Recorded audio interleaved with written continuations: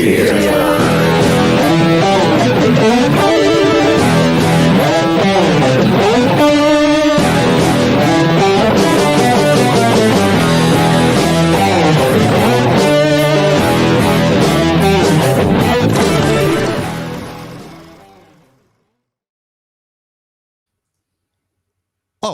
damn, we're live. Sorry about that.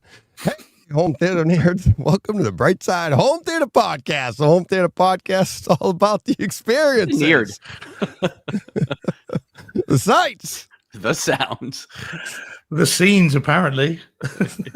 Nice. It's like it's a surprise each week to you, Deej. Yeah, I just got to keep you on your toes, Steve. I'm one of these weeks I'm going to get it so you can't even say your line.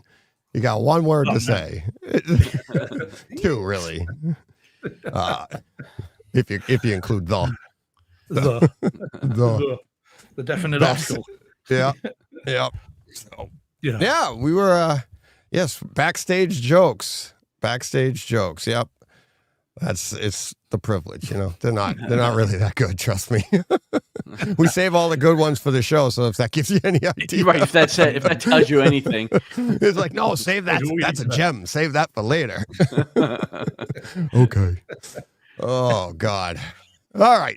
How you doing, Steve? You always check on John and I. We never check on you. We're just like, okay, Steve's here. Man. Good. No, you do. You're good. Yeah, no, I'm okay. I am, though I think it's only fair to warn you, John, and the viewing world. I'm assuming the whole world is tuned in. Yeah. Up to 34 countries, boys. Oh yeah, there you go. Crazy. We are globe trotting. For reasons I've only just discovered 16 minutes or so ago when I joined. I'm feeling rather anarchic this evening, so apologies if I push the boundaries more than I normally would. I don't know why I'm feeling so cheeky and anarchic, but I am. So apologies in advance. Look forward to it. Gonna get cheeky. Yeah, and under that umbrella, Deej. Scoot on over. Come over here. Come over here. Right. Okay, just me and you. Yeah, just you and me. Right. Okay. Take over Tuesday today with Mikey. Right. So let me just ask you this. Right. So your brother was in Spanish class, and they're counting the phones. Yeah. Yeah. How many phones were there? 14. I don't know, 14, something like that. What's the Spanish word for 14, Deej? Oh, we're going there. Oh, John, it's something to do with Spain. He gets, you know what, Steve? I'm going to tell you right. Yeah, I'm going to tell you right now, Steve. That's Italian. And do you know what? It's not even close. You said siete and seis, which is 7, 6. I don't know. I said siete seis. No, I don't know. What's 14? I don't know. Hey, all right. Let me tell you. I'll tell my kids already know this. All right. Remember Rob Luke, John? I do. Okay. Rob sat next to me in Spanish class. It's a desk for 2 people. Entire way through, he sat next to me in Spanish. This is Spanish 2. We had a test. The whole test was in Spanish. I got caught cheating. Rob didn't. I go up. I'm like, why am I getting a 0? And she's like, you were cheating. I was like, I didn't cheat. She's like, you were cheating off of Rob. And she goes, every single answer except for one is identical. And I'm like, there you go. If I was cheating, why did I get it wrong and he got it right? And she goes, he didn't. No. He got it right. I got it wrong. The question was in Spanish, and the question in Spanish is, what is your name? And my name ain't Roberto. I was like, yeah, I'm going to go. I'll take my seat. Okay. Yeah. I'll be over there with the 0. Thank you. Yeah. So the Spanish for David is David, or David. DJ would be the same. Yeah, but it's spelled exactly. the same. She's not going to know. I didn't read the question, Steve. I don't know. I had no idea to this day what any of those questions were. I was like, I don't know. Whatever Rob put, I put. Rob got a 94. I ended up with a 92. Oh, man. and then a 0. Mikey's turned turtle on you, Deej. He's already saying, I thought that too, Steve. You should have called me on it. I would have told the story to you, Mikey. Like, I don't know. I was just shouting out what you're lucky I didn't pretend to speak French. Like, well, there you go. Just for completeness, it is 14 is Spanish for 14. So it's 1, 2, 3, 4, 5, 6, 7, 8, 9, 10, 11, 12, 13, 14, 15, 16, 17, 18, 19, 20. That's 1 to 20, just for completeness. But yes, 14 is the word you were looking for. 14. You triggered me, Deej. Triggered me during Takeover Tuesday. Come on. I listened to that as I drive. That I'm not bilingual. I almost drove off the road. Yeah. Well, hopefully not buy anything. You got to get out more often if that triggered you. That's a fair comment. Yeah. Oh boy. Oh man. That's funny. No, it was funny. Just as you were saying it, it was making me laugh. I thought, that's it. I don't know. I'll stop now. Yeah, I have no idea. No idea. In which case, that's no tengo ni idea, if we're going there. Okay. All right, let's bring it back to the English-speaking world. Hey, there's a lot of Spanish speakers. We're reaching out. Globalization, Deej. Come on. Yeah. Well, that's why they have translators. You don't want to be putting translators out of work. Come on. I can see us now, mate. That's AI's job. Yeah. Yeah. What's next? We got all kinds of more South American listeners now. We have a little space here in the bottom left corner of the screen here. You want us to put in like the deaf person signing? A little person signing? Everybody be like, I don't know what's going on with this podcast, but like a hurricane's coming or something. I accidentally pressed the Spanish language version. Yeah. Well, that was my dad with the SAP button on his TV once. He called me. I go, you hit the SAP button. No, I didn't. I'm like, yeah, you did. You must have. Otherwise, all the people in the news are speaking Spanish for some reason. Yep. Is it? And is that US wide?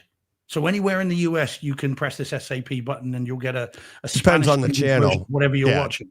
Yeah, it depends on the channel, but yeah, they'd have a second. The SAP isn't for Spanish. Everybody thinks it's a Spanish alternate. No, Spanish audio, secondary audio.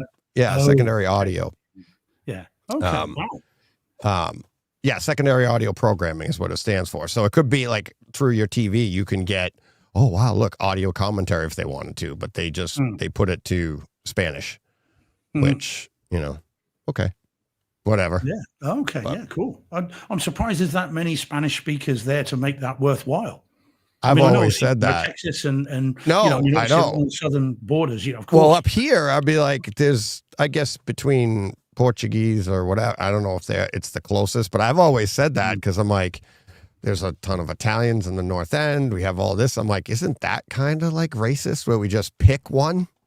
And the hell with everybody else. Like the idea is like, all right, we all speak English, but all right, whatever. We'll give you Spanish too. Here you go. Like you shouldn't it be Navajo? Yeah, exactly. Exactly, shouldn't it? It's like, yeah, I don't know. Yeah, no, okay, that's fascinating because they don't do that here. We haven't got that here. No. I mean, we're probably closer to France than some of the states there are to Mexico. Well, that's like we don't have a French version here. Yeah, Quebec is French, but they speak English for other people. They'll do that, but it's like it's weird that they're like, okay, we'll give a secondary language. It's like okay, all right. Like, well, there we go. So yes, but it's good to hear, reaching back into your school days. What we really want to know is, does your brother know what the Spanish word for 14 is? No, probably not. Probably not. Yeah. So, no. Either way, that's a lot of phones. 14 phones, that's a lot. Yeah. And we could list them too. It was like wherever you could put a phone, he put one. He's like, just for the hell of it. We had a screen house to the side of the house. He put one in there. Put one out by the pool, put one in the shed by the pool. Yeah. Anywhere he could run a line. Were they different lines though? So for instance, if you were upstairs and you pick up the phone, it's all the same line. You couldn't do that. You couldn't have two people talking on different conversations at the same time. No, it's all one line. It's all one line from the street. One phone number to everybody. So like no matter where you were, you could pick up the phone. Okay, cool. Well, there you go. Right, there we go. I'm fascinated. Yeah. That sort of thing we just wouldn't have had here. Just could not have done that here. Yeah. Well, a lot of people thought you couldn't do it here. You just had to know how to wire it, right? Paul says presumably they all rang at once. Imagine. Yeah, they did. They did. The whole house rang. It's like, who's got it? I got it. I got it. Hang up. Hang up. DJ, hang up. Hang up. This isn't for me. They said David. Which David? I don't know. Hang up. Dawn, hang up. I can still hear you breathing. That's my sister. Yeah. Yep. Oh, yeah. Yeah. So Scruffy had, so he said, I had 9 phones. With 2 lines for each. Yep. So that would have been, that's your, like your 2 different, phone. 2 different phone numbers coming into the house. Yep. Go well. Connect to the neighbors. Yeah, I remember that, Fred. 215. It was funny when cordless one would glitch, connect to neighbors. Haha. Yeah, that used to happen early on. Good times. Good time. Not like the rock solid technology we have today, right? It's like my phone's dead. I'll leave that one alone. Hold it out the window. Yeah. Yeah. Alrighty. We're very reliant on our phones. Oh, yeah. So should we say hi to everyone in the chat, by the way? Yeah, let's try this new feature too. See what happens. I'm going to click this and see what happens. Show comments on stage. Nope. Oh, let me see if it goes in. Maybe only new ones come up. I don't know. Yeah. I don't know. Maybe you have to do it before the show. I don't know. Well, let's find out. See if someone puts one in a minute. We'll see if it comes up. Yeah, exactly. In the meantime, whilst we wait to try out this new feature. So Dom was, well, according to this, Dom was first in, but Mikey and I both know that it was me who was first in. And then it reset. Okay. And then after Mikey commented on it, and then so according to this, Dom was first in. So you can be honorary first, Dom. It's not true, but you can be first. So hey, Dom. Steve Att's in the chat. TSG's in. Hey, TSG, local boy. Mikey's then dropped in. Oh, here we go. There it bottom is. Right corner. There it is. Yeah, look at that. Oh, it's scrolling in the bottom right corner. That's weird. That's tiny. Okay. Yeah, it is. Well, I get that a lot. It depends on the layout, probably. Yeah, let me see if I do this. Yeah. No, that doesn't change it. Well, maybe when it's probably just going to scroll right up the side here. Yeah, well, let's see how we go. We'll leave it there for now and see what happens. So Mikey's in. Hey, Mikey, again, good takeover Tuesday from what I've heard. The bass kickers do sound interesting. I was enjoying that. So Paul Hurt's in. Hey, Paul. Rach is in. Hi, Rach. We've got, scrolling on down, I said hi to Paul and to Steve Att. And then, here they come. Jordan's in. Hey, Jordan. Steve Att, we said hello to. Scruffy's in. Hey, Scruffy. Fred, we've already said hello to and mentioned him. And then we've got Jack Lee's in. Hey, Jack. Hopefully you're either on station or due to fly out to station. Yeah. Right about now. Nelson's in. Hey, Nelson. More about which in a bit, I think. Yep. Just seeing if there's anyone else just dropped in under the radar. I think that's all present and correct. Guys, somebody's ringing my doorbell. I'll be right back. Oh, yeah, no worries. Yeah. Do we think it's ice? Deej, do we think it's ice? Are they gonna take him back? Take him back to what? To Italy? Yeah. Well, he'd be or happy Ireland. Take your phone, John. Take your phone. That's all I care about. I don't care where you are. I just want you on the show. To be fair, doesn't matter what detention center you're in. Yeah, exactly. What were they showing in the yard this week? Yeah. John had to go. Yeah. So, look. So it just stays in the bottom corner and it fades below you. Now, I wonder if I do this. The only thing with that I can that's pretty cool. Odd, though, is if you're watching this on a phone, though, which a lot of us would be, you're going to be able to read that. No. But I mean, that's not a bad little feature, though. It's scrolling right there at the bottom. Yeah, that's cool. Was it anything nice, John? Did we? Did anything nice being delivered? Soliciting for city council position. So, well, I'll tell you what, John. There's one thing I can't stand. It's solicitors. Yes, I know. Same. They never shut up, man. They just keep going and going. Hey, paid for this stuff. Yeah. That's great. Hold on. Yeah. John's so keen on voting for that person, he's put it straight into the bin. It's in the shredder. Yep. Yeah. Alrighty. So there we go. So everyone's here, present and correct. Yep. So ready to go. All right. You want to we'll get to Nelson's. Actually, before that, I'll get these pictures down. I talked about it in Takeover Tuesday today with John. With Mikey. And about the stairs. So Mikey, you got to see him there. So I figured I'd bring it here for anybody that was listening. If you're listening to the audio only, go to the YouTube channel and look up, what are we on? Episode 472. So, all right. So coming to the stage. The first, the before pictures of, like, as I call it, the condemned house. Yeah, that was the before pictures. And you could see I started to, tear up the stairs, and I was like, oh, wait a minute, let me get a before picture. And then there's the after. So hardwood, all stained, ready to go. Quite a few, like almost a full day to just tear up all the stairs, because after you tear them all up, you got to take out all the tacks, you got to pull all that, you got to get it all smooth, finished, cut the edges off, because these stairs were wider than what these stairs are. So you have to trim down the sides, blah, blah, blah, all that stuff. So then install these stairs. And then now I'm in the process of just cleaning up the sides of them, like on either side of it, because I had to pull the molding off and stuff. But yeah. It's awesome. It's really good. Thanks. Really good. Thanks. It's just, if you do ever come over, and I do hope that you do visit us at some point, bring your tool belt with you. I was just going to say, bring my tool belt. Yeah. I'll keep you here for a few months. I carry it with me everywhere I go, Steve, just in Good case, man. never know when somebody needs a set of stairs, Yeah. Well, Stairs. One step at a theater. time. Yep, exactly. There you go. You worked it in again. Good job. Smooth. Good Pre-show, job. just Yeah. Definitely tool belt for sure, Deej. We'll have you here for a while, mate. We can find some jobs for you to do. Oh yeah. Well, remember John, when you were shopping, like pricing out having the theater built, and like the price started to get insane, and I was like, it'd be cheaper to have me fly down, and I could do it. Like, you'd have to pay me for a week, like a week of my pay, and the trip back and forth, and that's like pennies compared to what it cost to have it done. And it's like, the only difference is you were getting a bathroom installed. I can't install a bathroom. Yeah. But I could build a theater in a week if you flew me out.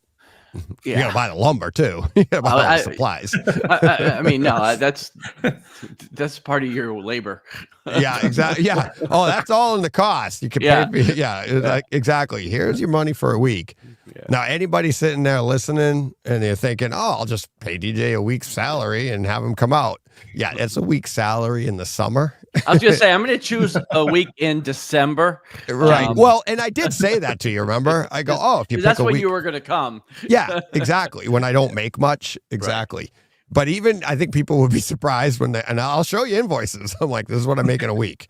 Yeah. Okay. And this is what I'm going to be missing if I come out, and be like, oh, because some weeks I don't make any money, but I can't guarantee that. And I'm, but yeah, that's what I am. So if you're booking DJ, check the long range weather forecast first. Yeah, exactly. Yeah, exactly. Come now. Quick. The clouds are darkening. Yeah. But yeah, like the rest of this week here is going to rain, so I'll be getting this house going, finishing up for this house. So, all right, let's do this here. Ooh, hello. I recognize that box. Yeah. So, all right, let's see. Add the stage. Yeah. So. This is from Nelson. Nelson texted me today. He says, hey, DJ, last week's podcast had me thinking. So as I was traveling to Boston on business and decided to pick up the X-Real 1 AR glasses. They are perfect for when I travel. I was able to watch Knicks Celtics game on a 150-inch screen. Absolutely amazing. I am stunned with how good the picture is. It will not replace the HD room, but when you're traveling, it's great. I have to find a good pair of earbuds, although the sound is pretty good coming from the glasses. It could be better with a nice set of headphones. Thanks for the recommendation. And nice. Yeah. Yeah, So, they absolutely are better with the earbuds. I agree, Nelson, because I know yeah. he's in the chat. I agree, Nelson. They are the Bose audio is really good, and it is Yeah. spatial audio too. So you get Yeah. surround. Bizarre, but there is no question. I bought just for those these, which are the Apple AirPod Pro 2s. Yes. And they sound fantastic with it. They really do. Oh, Much yeah. bassier. You've got Oh, noise yeah. cancelling and all that stuff. So I highly recommend those if you're in the market for them. And and by the way, before I bought those, because I checked with Todd, because of course he reviews them, doesn't he? Yeah. And we settled jointly on the AirPod Pro 2s, and I'm very glad that I did. They're great. I mean, they replaced an old pair of AirPod Pros I had, but they work perfectly with with any of them, but particularly with the AR1s. Right. So yeah, I'm glad you're enjoying it, Nelson. Yeah, I watched I watched a film we're going to talk about later using them this week, and I also watched a rugby match for the first time on the move. So literally, whilst on the move, I was watching a rugby game, 147-inch screen, and it was fantastically good, and it just felt like you were right there. So yeah, glad you're enjoying them, buddy. Very cool. Yeah, I got I was able, one of my movies this week is Through My Glasses, and I'll have more on that on AirPod Pros, on the glasses, update and everything like that. But yeah, I'm digging the background in that room. Yes, I was going to say. Oh my God, you've seen his stuff before. Remember, I've been to his house, and the glass, like he has glass cases like you have back there. He had them displayed outside his theater. I can't remember what he did with them now, because he has a fish tank there now. But he has a ton of great memorabilia and stuff. He has great stuff at his theater. The other thing I forgot to mention last week, I mean, it's a little thing, but for some people it'll be really cool. You can change the surrounds on the front of the glasses. You can buy loads of different types. Oh, really? Different colors, different designs. They just pop off. Nice. You put a different one on, so you can. I mean, it's not a big deal, but if you do want something a little bit more, stylistic, you can do that. Including, by the way, the 80s slat ones. You know those. Really? You can get those too. Yeah. You're a wrestler. Yeah, quite. Yeah, like Randy Savage. Yeah. Macho Man. Yeah. So you can get those as well. Not that it's a big deal, but yeah, you can get them. Nice. So Jordan's saying, how much do they cost? So over here, Jordan, those are the X-Real AR1s, which is the ones I've got. They're £450, which is not cheap, as we said last week. None of this is cheap, but if you've got the means, and Jordan's not short of a bob or two, if you've seen how many Blu-rays he buys. Yeah. But genuinely, just to rehearse last week, if you're into this stuff, hopefully you are, and if you've got the disposable income, then you really should have them. If you move around a lot, you'll love them. Oh, look, here we go. Yeah, I just saw something. Oh yeah, that'll be for later. It really was cool. Really cool. It is. The mine are the Vitures. Yeah, and those are a little cheaper, but they still are a little cheaper. But it's only like right now you buy them for it's $100 cheaper, but then you do need an attachment that is another $60. So it ends up being a little only $40 cheaper. But yeah, I'll have more on mine in a little bit. So they are very, very cool. Vibe Home Media says, what kind of impact on your eyeballs? None. There's no eye strain that I've encountered, and I've had them now nearly 4 months. I've encountered no eye strain, headache, no headaches, nothing like that at all. And the reason I think they're so good with that is because you can adjust them and you can mess around with them and change the distance and everything else. So it's not like the days of 3D and that kind of thing where you after a while it starts to affect you. These don't do that. With my issues with my headaches and stuff, you'd think it would. Nope, nothing. And I watched full movie with them, and I've got nothing, no issues. Cool. And the Vitures have the adjustments right at the top. It's a little dial at the top of them that you can dial in each eye to get the focus right. They're really, really good. So, Jordan says that's cheaper than I thought they'd be. I'd rather save up for a pair of those than for a Switch 2. Well, I would. Yeah. Well, again, Jordan, if you do then get your Switch 2 as well, you can then play it on a ginormous screen because it'll just connect straight to it. So it's got, endless usages. But anyway, we talked endlessly about this last week, so we won't get too sidetracked. Yeah, and we're going to talk a little bit about it later too, along with the movie that I did. But honestly, it's going to be pretty much the way I can watch movies and watch my content right now, unless like I got into the theater twice this week. It was almost going to be once. But I was able to get in there just before the show today. I got home early enough and was able to take in an episode. Not an episode, a movie that, damn, I'm so glad I was able to get to. And I want to wrap up with it because this is, people have heard rumors about it, but I'm here to tell you the rumors are true. So, all right, who wants to start? Who wants to go first? Or do we have anything else?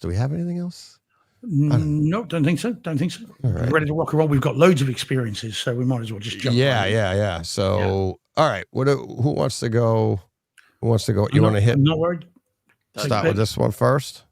Yeah, can do. Although I have got one from it's an older one that's been there a little while, these, which would be great too. Because again, OCD, just to tick off my little list. But we can start with that. That's okay. All right. Okay, we'll start with this one. Come out hot. We coming out hot with this one? Oh, very much so. All right, here we go. All righty. So this is where I embarrass myself a little bit, fellas. All right. So support system may be required. This is the Outlaw Josey Wales on 4K UHD disc and in Dolby Atmos. The 1976 Outlaw Josey Wales. Ready for my confession? Yeah. First time, Steve? First time I've seen it. This is my absolute favorite Western of all time. Oh, you see, and I can see why too. I have seen this countless times. Oh man, I can see why. Absolutely. So yeah, my first watch. I can't say countless, but I've seen it many times, mostly when I was younger on channel 56 or something like that. Well, so it was my first watch. I bought this alongside Pale Rider as well, which again I've not seen yet. I've got it in 4K, but I didn't want to watch them too close together because they look like they're the same movie. So I wanted to keep them separate. Yeah. Okay. Well, good. Okay. Fair enough. So this was my first time and I didn't know what to expect. Now, the reason I bought these, and I bought them well after Dirty Harry, even though they came out around about the same time, is because I hadn't seen them. And also because there was a film critic here, a very famous film critic called Barry Norman. And Barry Norman was a big deal over here in the 70s and 80s. He was like the TV movie critic. He was your Siskel and Ebert of the UK. And his favorite movie was this. And so I've always had that in the back of my mind. And I thought, well, now's my chance. Dirty Harry looked and sounded amazing. I know Warners are good at their remasters. And so I picked this up. But before I watched it, I watched the original trailer on YouTube. And boy, oh boy, does this look different to that? My goodness. If anyone does pick this up, by the way, do the same thing. Watch the original trailer, theatrical trailer on YouTube first, and then put this on and just realize how far we've come. Oh, yeah. It's hysterical. It really is. Goodness me. The technology. It's not even close. No, it's the technology, the dialogue, the way everything is delivered. It's like, even just watching old sitcoms, it's like how flat everybody acts compared to everything has evolved so much. Yeah. Oh gosh. So in terms of the movie, so I put it on. I had no idea what to expect. I know I like Eastwood. I know I like Unforgiven, and every movie he's done pretty much. So on it goes. And it took me a few minutes to get my head around the historical context because they don't teach the American Civil War over here. And tell me if I'm wrong, guys. Right? Maybe I am. I don't think I am. But every movie I've ever seen. And all my knowledge of the Civil War comes from movies, right? So every movie I've ever seen. Well, when you're old like us, we were there. Yeah. I thought that opposite was the Revolutionary sides War. Too. I thought it was just you and Paul Revere. That's where we met. John and I met there. So he had a bayonet. I had a gun. He didn't want to stab me, and I didn't want to shoot him. Exactly. It takes about an hour to reload. Yeah, exactly. I missed 3 times, to be fair. Stay still, damn it. Yeah, so did he, though. He couldn't stab me worth a damn. We just gave up. Said, let's just be friends, all right? Okay. And that's how the war was won. Out of ammo and energy. Yeah. A lack of both. I quit. So in every movie I've ever seen about the Civil War, again, tell me if I'm wrong, right? In terms of my historical understanding, right? Ignorance incoming. All right. The Unionists are the good guys. They're the ones that won. If I'm right, and then you had not the separatists. I don't know what you call that. I mean, obviously in Star Wars they're separatists, but but the southern states were the secessionists, weren't they? Right. They were the ones who wanted to secede from the Union because they believed in various unpleasant things such as slavery, etc., etc. Yeah. So there you go. There's my Civil War knowledge in a nutshell. So, but in this film, then it took me a few minutes to sort of get my head around the good guys. Are the secessionists, aren't they? Because that's Eastwood. He's a rebel. Right? Yeah. It took me a little while, longer than it should, to get my head around the fact. Okay, this is a different approach to this. The Unionists are now the bad guys, and we've got our rebels, our secessionists, our Southern state rebels are the good guys. Yeah. Which I thought was interesting. So that took me a little while to kind of get my head around. Anyway. Well, good and bad is a matter of perspective, right? Depends on which side you're on. Yeah, exactly. Right. But the other thing is, it's like the deciding factor isn't, and the definition of both sides isn't decided until who wins and who loses. Right. That's it. History is written by the victors. Exactly. It's like you're not the separatists if you won. You won. So anyway, so the historical it doesn't mess about with. There are no title cards, are there, just to explain what's going on? No. It assumes a level of knowledge that I didn't have. Well, at least it turns out I did, but I didn't at that time. But anyway, so the movie I thought though was brilliant. I really did enjoy it. I love the opening credits, and I'll talk more about them in a minute. I love the music, which I thought was just brilliant for what it was, and I love how quickly they just get into it. And all the characters are fantastic. All the actors are brilliant in it. Load of Dirty Harry actors rock up again in this, of course, including the mayor. And I just thought everyone was great in this. It was brilliant. It really was good. And it's a 2-hour, 10-minute, 20-minute film, something like that. Right. And it just flew by. It was very good indeed. And that's how I say, John, I can see why both Barry Norman and you would say, one of my favorite Westerns, one of my best favorite films.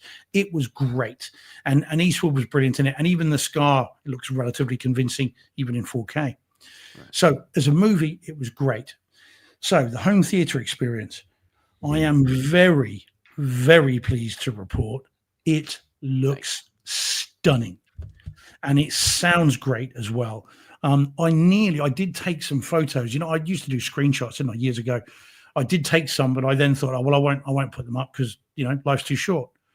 But rest assured, there are the shots in this. I mean, the image quality in this, it cannot look any better for 95% of the runtime. I know, even as I say that, there will be people going, ooh. For 5% of it, it was a little bit out of focus, and ooh, I saw a bit of grain, But it's honestly, the experience is fantastic. And again, if you're in any doubt, watch the YouTube trailer. Yeah. Because boy, oh boy, it's night and day. And at times it looks like a new movie. So it looks great. And then you've got the Atmos audio as well. I mean, talk about an embarrassment of riches. This didn't need an Atmos track, but they've given us one, and it's fantastic. And the open, again, that credit sequence. So when they're all tearing around and you've got the music and, all the rest of it, you've got the horses, the hooves are thundering around the soundstage. The gunshots are going off all around as they are. I mean, they're literally just racing around the screen, aren't they? And all of that is moving around the screen. So the music fills your room, but you've got the hooves thundering, you've got the gunshots going off. And throughout the movie, this is another one of those where a couple of times I stopped the film because I thought I heard stuff outside the room.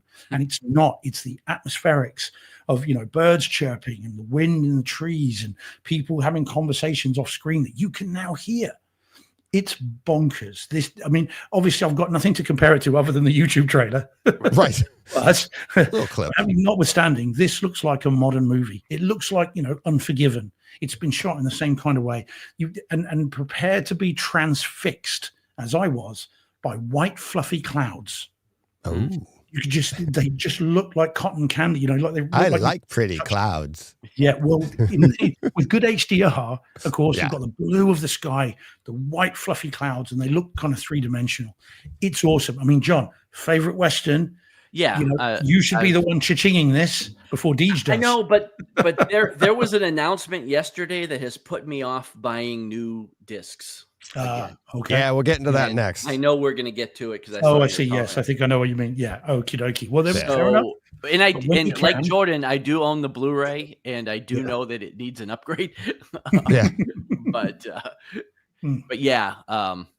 Well, however you get it, in whatever format you get it, right? Then you make a beeline for it. You will be very, very pleased that you did. Yeah. So it's awesome. Really, really good. And I say that as someone having never seen it before, but I can tell how dramatic an upgrade this is. Yeah. Again, this is a movie I've seen in I don't know how many different formats. So I'm very familiar with UHF, HBO, from broadcast 13-inch TV. Yeah. It's in color. To DVD I don't think I had a laser disc, but I had a DVD. I had a VHS. Yeah. I have the Blu-ray. So I'll be amazed if you've ever seen it looking even anything close. Sure I have not. Yeah. I'm sure I have not. Especially on your big screen as well, because it's shot for a bigger screen. It's shot to be seen writ large. So on your screen in particular as well. I mean, you're going to love it. You're going to love it. So, yeah, it's very good. Fun. Very, very good. Cool. So, yeah, can't recommend it enough. It's great. Awesome. All right. All righty then. All right. So let's get to it then. The Paul reminded us in the chat. John, why don't you start it out since it rocked your boat?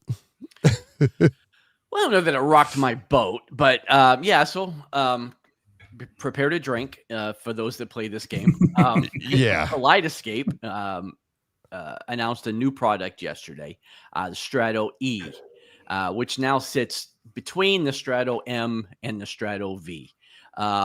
This one will bring full 4K, Dolby Vision, HDR, and lossless audio. It is essentially the Strato V with half the storage capacity. It's $1,000 to $1,200 less at retail, and this now comes in at a price point where I was already really angling for a Strato V. This coming in at I think right around $3,000, $2,900. $2,900, is for me a no-brainer. Now, obviously, financially, it's not something I'm going to do today. But knowing that that's on the horizon, I will probably not be picking up a whole lot more 4K physical media, just in the anticipation of getting this and buying all those movies on Kaleidescape instead. So, how much room does it have on it? What's the storage? It's size? like it's half. It's about half. It holds about 6 4K movies. So again, not a ton. Eventually you're going to want to get a Terra server for it. Right. But the fact, again, everything can sit in the cloud. I think you still have, with fiber internet, 7 or 8 minute download speed. If you can get up to 2,500, 4K for 3K, Paul Hurt. If you could get 2,500 download speeds, you can do it probably in they're saying about 4 minutes. 4. If you get up that high. I'm at I have a gig. I have a gig as well. And it takes about on a good. Now, the traffic around you has a lot to do with it too. If I try to download like at dinner time when they're draining the neighborhood, it's, you're looking 20 minutes. But typically, like a movie I did today, it's an hour and a half long movie. And I was on my way. I was 10 minutes from home, and it was there when I got home. And I was like, oh, yeah, I can take this one in. Boom. And it was like, it was there when I got home. And I did that from the car on my phone. Just bought it, downloaded it, and it was there in like 10 minutes. So that's at a gig. Yeah. So eventually, like I said, you'd want to get a hard drive for it. But, you can only watch one movie at a time. So, yeah. Although I guess if you want to switch, I don't know how it works with like those playlists that you put together. I guess if you didn't have everything downloaded, you wouldn't be able to run some of those scripts. So, right. You have to have everything on right in-house, let's say, for you. So if you write a script, you need to keep those movies. So like you wouldn't have access to. But if you have something like this, you just write a script off of like, say, 3 movies that you're never going to take off. Right. And then you just constantly I'm pretty sure I haven't seen it, but I'm pretty sure you can flag movies, because I know you can on the V, you can flag movies to not be deleted. And these two, the E and the M, will automatically delete after 48 hours. It's not, the V does it once it gets to full. I didn't realize they did that. But you can, I'm sure you can flag it. You can flag it. Right. So like if you buy a movie after 48 hours, it goes to the cloud. That way you're not always checking, and it just makes it easier for you. If you want to keep it for longer, you know what to do. You just go on and say, I just want to keep it, whatever. You would think it's your movie, you own it now. Right. But you would think it would delete at completion, right? Like you watch a movie and it deletes off. That would be the default, I would think, because again, how often do you watch something back to back? Well, you never know. You're going to watch something and then I'm pretty sure it was 48 hours. It deletes after viewing, and then that's fine. But if you like say you're down, like you watched a bunch of movies at once, and you can always just delete it yourself, right? And it's just boom. It's that easy. It's so funny. It's like, if you know this stuff behind it, you're not really deleting it. You're just flagging it to be overwritten. Right. No, you're not even moving it. It's just flagging to be overwritten. True. Oh, like, yeah. You know what I mean? It's like, okay, just go over that, right? It's just a hard drive. Right. So it's not that hard. It's like, as a matter of fact, the movie that I got today, I had to delete a few movies to get it on there. Right. But yes, it's Dolby Vision, 4K, all that, all the bells and whistles of the V, half the hard drive, and some of the connections on the back too. It's not as robust of connections. Well, it's about half this. Again, this is tiny. It's like the E. It's a little bigger than an Apple TV. Yeah, this you can just put on the wall behind your TV and never see it. Yep. So. And it's. I did get a lot of emails or comments. I shouldn't say a lot of emails, because they were a bunch of comments. I got some texts, I got some emails, people saying like, what if you already purchased a M, and you were just like, oh, all right, I'll settle for the M, and then this comes out. One listener emailed me and is like, I'm supposed to be getting it through Best Buy. I might return my M right away. Was coming in today, and he goes, and I'll just order this instead. And he asked my advice, and I was like, look, if you're asking $1,000 difference for right. I said, if you're asking me which to do, I go, I think you already want to do get the E. You already want it, right? It's like you look at, and it's like, and I think it makes it more future proof, right? So like John, this was more future proof. So like then having that, like Mikey Schramm, we did we talked about it on today's show. He was thinking about it because he doesn't really need a 4K at 77 inches. But if you get this, and then you're not worried about upgrading your screen now. And then, like I said to the email today, I said, in the future, if you want to get the E now, and in the future, if you're like, hey, you know what, or if you decide to keep the M, and you upgrade later, buy the E then, and then just move this to another room, and now you've got a nice ecosystem going, more memory.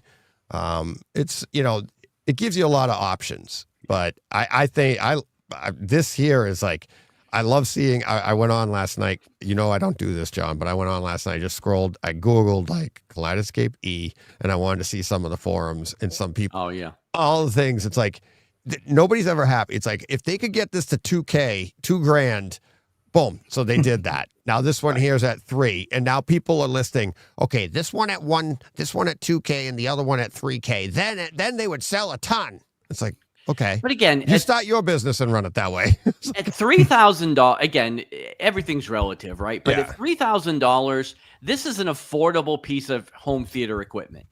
Affordable piece of high-end home theater That's equipment. Right. But there's tons of other home theater equipment that's going to clock in at $3,000. You know what I mean?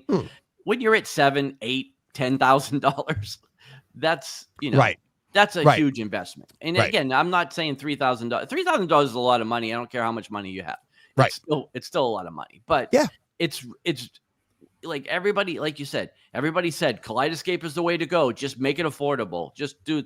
I mean, $3,000 is affordable for anybody that's really into the hobby. Right. Yeah, right. For the hobby. Yeah. It's, and there's a $2,000 version. If you want to spend $2,000, get the, what is it? An M. I'm losing track of the letters. M. It's an M, right? Yeah. But yeah, like again, a 4K Kaleidescape is never going to be $900, No. So it's like when you say make it affordable, what are you really asking them to do? Right. And to me, $3,000 is the sweet spot. It really is, because if you consider what you're getting, it's like what did you spend on your projector / display screen? This, your entire system. And then if you're going to feed this to the system, if you want a more consistent source going forward, and it's a high-end nicety. You don't need it. No way. You don't need it. And like Steve, I'm happy putting my discs in. Right. But if you had access to the same discs or content we had with Kaleidescape, you've already said you would have had this a while ago. Right. Oh, yeah. Right. Yeah. With the right content. Yeah. It's like I said, it's the price point where I think they're going to become more mainstream. Yeah. It's aggressive, isn't it? Pricing. It is. It's they're pushing towards that mainstream, I think. I've asked Andre, he's the head of engineering for them. I've asked him multiple times, and I always get the same answer. And my question was, and I've said it on the show, is that, remember when Apple rolled out the iPhone, they only gave it to AT&T because they didn't want to bog down the system and have everybody get it. Because if you get an iPhone and all of a sudden the system's bogged down and you can't use your new iPhone, nobody's going to want one, right? You're going to fail from jump. So I use that analogy with them many times. I'm like, is your price point, is everything, do you have the infrastructure behind the scenes to lower the pricing? And every time he said, we're always working on our infrastructure and it's always going to be solid, blah, blah, blah, blah. I don't know this by any stretch. Nobody gave me any information or anything like that, but I have a feeling that they've built up their infrastructure over the years where they can start to sell a little bit cheaper. Because if more people are using this, more downloads are coming through, which means more opportunities for failure. Right. On their end, right? Like if you go to download a movie, sorry, our system is down right now, but we will have it up and running soon. We never get that message ever. Right. You want a movie, you got it. And it's always on your end. Download speeds. Look at it. I can go on, and that's the neat thing. You hover over with your finger and it's like bang on your phone. It'll say downloaded 12 minutes, 10 minutes, 22 minutes. And then you look at the time and you're like, oh, prime time. Okay. Boom, boom, boom. And it's always on your end. So that's what Kaleidescape wants to be known for, is being rock solid. So it's never, ever going to be that cheap, because it just that's what I'm saying. It's never going to be $900, but again, I think this is the unit where they kind of start cracking into more mainstream. So we'll see. So could be wrong. Nelson, Kaleidescape should have just released the E and skipped on the M. I disagree. I still want, even though this came out and I haven't gotten my M yet, I still want my M over this right now, because I don't need an E. Why would I spend another $1,000 for my living room space? That's only a 55-inch TV. I don't need the M. And if you need to save $1,000, like Rob H is saying on AV Rant, $1,000 savings. Do you know how many movies you can buy on Kaleidescape for that $1,000? Well, if you don't need the 4K resolution, why pay for it right now? Because you could save money, put it to the movies, put it to something else. There's a lot of other things you could do with it, and you still get an HDR and Dolby Vision. Yeah, I think some of the saltiness is just the proximity of the releases being so close together, because there's so many people that just said, all right, I'll sacrifice and get the 2K for, and spend $2,000, and would have just waited and bought this one, if they knew it was coming out. I think that's probably a lot of people that might be salty about it. Maybe just because it's like, hey, if you were going to release these so close together, you should have either just released them at the same time and given people the option, or waited 6 months, so that everybody that just bought the M doesn't feel, completely crummy about not getting the, not getting the. Well, I thought the same thing. And then I was thinking about it afterwards, and I'm like Anthony's saying here, releasing a 2K player is a complete joke. This one makes more sense, to be sure, but what is the extra change for the V for? Prettier in a rack mount. Just more storage. Yeah, it's got more storage, and it has more connections in the back. You have, what were the connections? They're like, you have a toss link, you have, I think you can offload, like you can disc to digital, I think. It's basically, it's more a beefier connection panel on the back. This one's just streamlined. So now, does this not have the connection to do disc to digital? I'm not sure. Because that's a big deal. Yeah. Especially for people like us that have huge physical media collections already. Because I'd have to see the back of the two of them if it has the USB connection. If I can't take part in that program, then this unit becomes way less attractive. Yeah. So. Yeah, let me actually, I'll look and see if it has. Let me see if I can see the back panel of it. Is anyone keeping track of the letters though? Because they're going to run out of alphabet sooner or later. Yeah, well, they've had the S, the C. I have a C. Right. Yeah. Is there some sort of acronym they're building towards? Yeah. Do we think they're trying to spell Kaleidescape? Okay. Nope, John, you're good. Yeah, I say everybody's saying in the comments that it has disc to digital. So it has the USB on the back, but all it has on the back is it has the network connection, which you have to have, one HDMI connection. It's really all you need. Right. Your power connection and one USB. Okay. So when Strato then that's V. All you really need. Anything else is gravy, right? So Oh yeah. Don't put gravy on it. Yeah, don't put gravy on it because that'll ruin the hardware. But it'll smell lovely. So the V has your network connection, an HDMI, digital audio out. I think a USB. Jeez, this stupid web page keeps changing it for me. USB, IR in. It has the IR port in, so you don't have to have the IR in the front. I hate this freaking channel. All right, it's got more. It just keeps changing. It keeps sliding away on me. I'm like, I hate you. I hate that page. Okay, so like I want to look at the picture. It keeps changing it to the next picture on me. I'm sure Kaleidescape has comparison charts on their website that anybody can look at. So yep. So, but it's. I mean, there's a place for both of them. That's the thing, and that's why I don't think, like Anthony's saying, that the 2K is a joke. It would be if you in a dedicated theater. I agree with you, but if you want to add more to your house in rooms that don't need it, then it isn't a joke. You're saving 2K over the V, which I would recommend in a dedicated room. And then, but at the same time, build your hard drive space, your storage space before you expand to other rooms. But. Tell me this. It just occurred to me. I'm just curious. So let's say you buy a V. That's this one, isn't it? This is the V. And if you then buy this is the E. Bloody hell. See, I've completely lost. Right. Okay. So E. So you buy the E because you want the 4K for your theater room.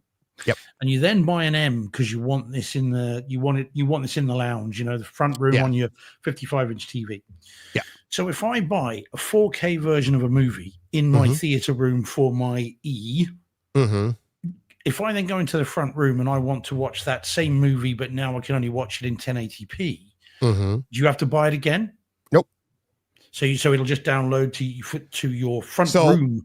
First off, a lot of people Wouldn't you just play the same file and you just get a lower resolution? Yep. Yeah. It down converts it to a lower resolution. Now, unless you have external storage, you would have to download it to each one. Okay. Because you have storage on each. They don't read from each other. They will only read from a Tera Prime hard drive. Okay. But and that's the other thing, when you buy a movie, you get every version of the movie all the way down. You don't have to repurchase it in another format. So you get 4K. If it goes all the way down to DVD, you get them all. And as a matter of fact, like when I go to download a movie, it automatically downloads Dolby Vision and HDR. I have to go in and delete the HDR because I'm trying to save space. But it's like some player, like the C won't play Dolby Vision. So if I have the C connected in my house, I'd need both in my storage because the C will actually pull the right one. You see what I'm saying? Every time I go, because it thinks I have a C, because it knows I have a C in my system, every time I download a movie, they'll be like, this one might be incompatible with your system. No, I'm fine. Just go. But yeah, so nope, the M will play. It actually does play the 4K Dolby Vision, Dolby Atmos version, and it just down converts the resolution for you, but retains the HDR and everything else. Okay.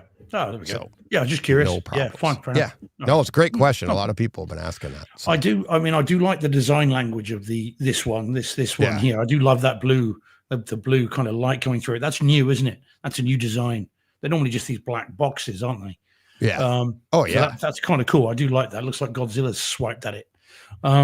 So I do quite like the look of it. But I'm still, give me access to the US store, Kaleidescape. I'm in. Yeah. Don't bother. Then I'm not. Yeah. Steve at in the chat, he said, gee, reading the disc to digital instructions, it doesn't sound much easier than ripping drive for Plex, and they can't catalog a 4K disc, which many titles today come only 4K disc. True. But if they're coming today on 4K disc, you're probably buying it on Kaleidescape anyways, all the newer ones. And it is a lot easier than ripping because you're not ripping it. All you're doing, it literally, I did a video of it once. It's 20 seconds. That you own it, basically. Yeah, just, you put it in, if you have the optical drive, you have to put the optical drive in, and they tell you right on the page what you can buy for an optical drive. I already had one for my Zapiti. So I just plugged that in, I put the disc in, and then it pops back out, and I have it back in the jewel case inside of 20 seconds. I did like a whole handful of movies in like 10 minutes. And then you go on to your page and you'll see you get a different price depending on the studio. Disney doesn't give much. They give like $4 or $5 off, where other studios will charge you only $4 or $5 for their Kaleidescape version. So, but it is actually super easy to do, way easier than ripping for a Plex. So, but great point. Let's see, where is that one? There it is. Pull that down. All right. Are we ready to move on back into home theater experiences? Yeah, all right. John, what do you got? What do you want to do? A couple. I've got one that's a few weeks old.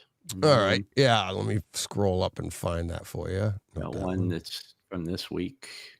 This one? Yeah. All right. And away we go.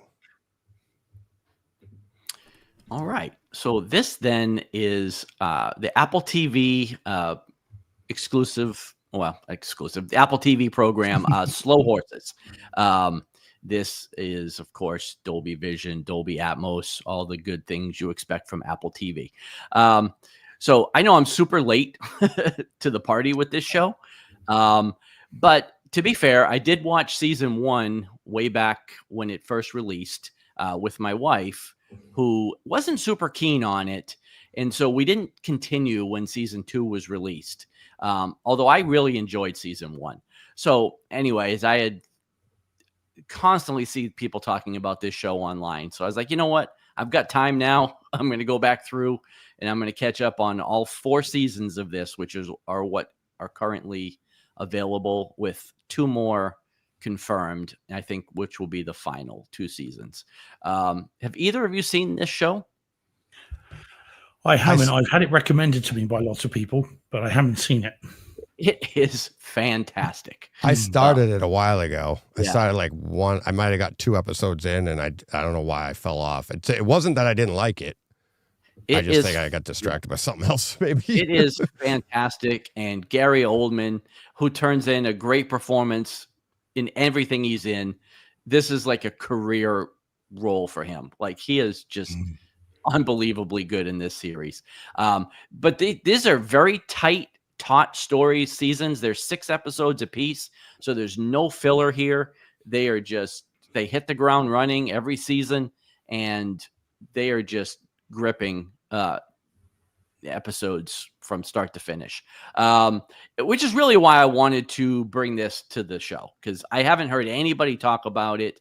Home theater wise, like it's fine. It's Apple TV, so you expect quality from them, and it looks great and it sounds great. But this, I bring this to the show because if you have Apple TV and you have not watched this show, you absolutely need to watch it. It is phenomenal. Just like I said, and Jordan saying the same, can't recommend it enough. It is excellent. So, there you go. Oh, all right. I mean, again, I don't have any, I can fuse on it as long as you want me to. I'm going to say the same thing over and over again. It's brilliant. You need to watch it. If you haven't, put the show on hold, go watch it, come back. All right. It is really, really excellent. So I will add it. I'm just kidding. Yeah, I was like, where's he going? Don't do that to me. This is based on a series of books. Every season seems to be one book in the series, because the beginning of every season references the book that it's based on. I don't know how many books there are for this. But I know there's 2 more seasons confirmed, and I think those will be the last seasons. So, all right, cool. I will add it to my list of movies or shows to watch when I am on the go. So, because and it's very British, Steve. It takes place. Yeah, no. Like I said, one of my best friends has recommended it to me and said it's great. Yeah. And again, do you know what, Deej, you hit the nail on the head.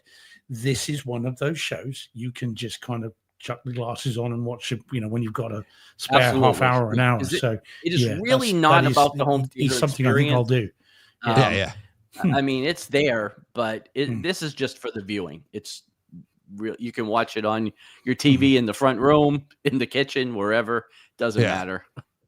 The glasses will be perfect for this. You won't feel like you've missed a thing. So, nice. All right. Let me, there we go. All right. Let me, show you my next, my home theater experience that was outside my home theater, but yeah, we'll get to it. So here we go. Actually, let me pull up this picture. There we go. And this is my home theater experience. First full home theater experience with the, Vitcher glasses, the other brand, that obviously Steve has the X1. What are they? X-Real AR1s. X-Real AR1s, right. So these are the Vitcher Pro XR glasses, and I utilized these this week at Larissa's daughter had a dance competition. I was at the dance competition. Aside from going to a dance competition, this was an awesome test for these glasses. Okay. Oh crap. I got to pull out of this for a second. I need a pic. There's one more picture I have to add to this that I didn't add in, because it pertains to it really, really well. So, just whilst you're doing that, D, just so we can editorially, because you always said to me, don't watch things on your phone and your iPad. That's not home theater. But I think, and maybe the listeners and viewers can confirm whether they're happy with this, but I don't think there's a problem with watching things with these glasses home theater wise, as long as we tell people that's where we watch them. Yes. I think it's not critical viewing. It's a home theater experience, but we watch them on the glasses. And I don't think there's an issue with that. Do you? No. As long as it's not critical viewing. You're not saying, I'm not judging a movie, or I'm not judging its quality, let's say, on stuff like that. I wouldn't go online and say this movie's garbage, the color doesn't look right, or the sound is flat, or anything. No. Anything I'm watching on this it's either something I've seen, or it's a streaming show that I'm like, oh, all right, I don't mind watching this not in my theater. And actually, this is better than watching them in my upstairs, like just in the living room on a regular TV. I watched that Tales from the Underworld, the Star Wars Tales of the Underworld. Okay. Right? Yeah. Right. I still haven't caught that. Okay. Yet. I forgot to even grab a picture of that. But the other day, it was raining Saturday morning when I got to work. Fired these bad boys up, and I was like, all right, let me see what I got. I watched 3 episodes of that. Absolutely stunning. And I was like, and this is where I was wrong. Remember I asked you about the pixelation and stuff and how it looks on your screen, how you'd picture 1080 to be on a big screen on my 110? No. You know what that was? That was me going, let's watch this. Let's watch this. I never stayed long enough for the buffering to catch up. Once I did, absolutely stunning. Oh, yeah. Stunning how good this is. So when it was raining, everything looked great. Tales from the Underworld there's some dark scenes, but it's animated. So this very bright, like lightsaber battle looked absolutely phenomenal. These things, I can adjust the brightness on them. So if it's very dark around me, I dial the brightness back. Yeah. Right. If it's very bright out, like I watched Last of Us episode yesterday in the sun while I was waiting for them to deliver a car to me. Bright sunny day, and I'm looking right out into the bright sky, and you could make out like little shadows there, but once you're into the show, you can't. It's perfect. So much so that I bought a masking from my windshield, to keep your car cool. I'm like putting that up so that if I have to, I'm like, I can watch a movie here. It's great. And then with the earphones, using, like you said, the AirPod, I have the AirPod Pro 2s. Yeah. Absolute game changer. Spatial audio, absolutely amazing. But I will say that, so the Vituras have that app. It's, what the heck is it called? Let me see. I'm looking at it right now. It's a Spacewalker app. It's pretty cool. Okay. You can do a whole bunch of things. You can use your phone as a mouse pad. So you run your finger on the phone and it moves on the screen, or you can use your phone as a laser pointer and go up and hit the thing. That's pretty cool. But I watched Disney Plus in there because you can put all your apps in there. But if you watch the shows in there, it dumbs everything down. The picture and the sound aren't as good. You don't get the spatial audio. Ooh. So I came out and watched Disney Plus and watched some Empire Strikes Back. I watched it in the Spacewalker app, came out and watched it outside it. And outside, it's like surround sound. I mean, spatial audio, everything. And you get you put your phone in front of you. So if I look away, the sound stays there. All right. Yeah. Well, you can change it. So you can change that on your AirPod spatial. Pro 2s. Right. Yeah. Right. Yeah, but it's like everything is awesome. So let me get back to, so here I am. Boom, add to stage. So there I am at the show. Let me go to this version here because we're going to have that. If you zoom in, this is like people were asking earlier. Look at my eyes. It doesn't bother you. It's not like, I mean, I asked Jen and Larissa, I'm like, does that look annoying? And she's like, you can't see it like that in real life. It doesn't look as bright to people. Yeah. It doesn't look as annoying. Like I was like, I look like a weirdo, and they're like, no, not for that reason. But there's the glasses. So this is what it looks like in front of me. I was watching Craven the Hunter, and I watched it on Netflix, spatial audio, Dolby Vision, and it looks awesome. It looked absolutely awesome. The sound was great. When you do a screen grab, it grabs 2 things. It grabs the screen on your phone. But it also grabs what you're looking at. But because of copyright, all I get up here is a blank. But if I was in the Storm Walker app, I would see that. So now this is where I was sitting in the auditorium. Back of the room, back section, front of the back section. I am probably, I don't know, this whole full section here. But on this, if you're watching this on YouTube, look at through the glasses. The screen went from over the left side where the light gray meets the gray at the top, all the way to the other side. Wow. It literally with perspective, right? So when they say like it's a 135-inch screen, it's kind of, and yours is 147. That's more field of view, but that's not really what you're seeing, because if you pull further back, exactly. So this was bigger than it felt bigger than my local cinema. It was that big of a screen, and I'm just sitting a little further back, and I'm looking, and it's like, now I haven't got, you do have to have the attachment to be able to pin. They call it pin on this. Lock it. Mine's coming in tomorrow. I bought the wrong one on Saturday. They have an XR, and then they have the XR Pro. I didn't know that. So it's $60 for the one. The first one I bought was $40. The one I needed was $60. It's going to be in tomorrow. But anyways, if I was able to pin it, you just sit there and it'd be just like going to the movies. It's that big. It was absolutely amazing. But then Craven all the way through the movie, it just, with the AirPod Pro 2s, they're cranking the music there for the kids to dance to. Pretty much drowned it all out. Even during the quieter scenes, I could hear some applause, and I was like, and it's kind of funny. It's like you're at the movies, like it wasn't that good of a scene. Right. But during our action movies and stuff, didn't hear a thing. Didn't hear anything. They had to tap me. They're like, Sophia's coming up. I'm like, okay. You just take them, put them on top of your head, watch her dance, back at it, and it pauses when you do that. Like, okay. Nice. Yeah. Awesome. It was awesome. Absolutely awesome. So, but yeah, that's what I'm going to be doing. Like I said, I watched Last of Us on HBO Max outside just pull it right off the app.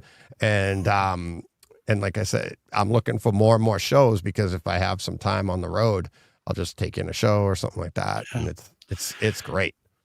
You don't feel cheated, do you, using them? Like in the past, you watch stuff, you feel like it's second best. You're really having to make do. But actually, with the right content in the right environment, it's just bananas.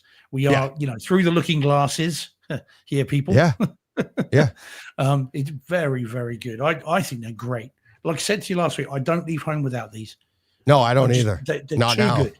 Yeah, it's just bananas. So cool. And for so us easy. on the move, it's just one connection. Great. It's like you just plug it into and I upgraded my phone. I got the new phone on Friday. I upgraded my phone on Friday, was able to do that, and it's just so simple.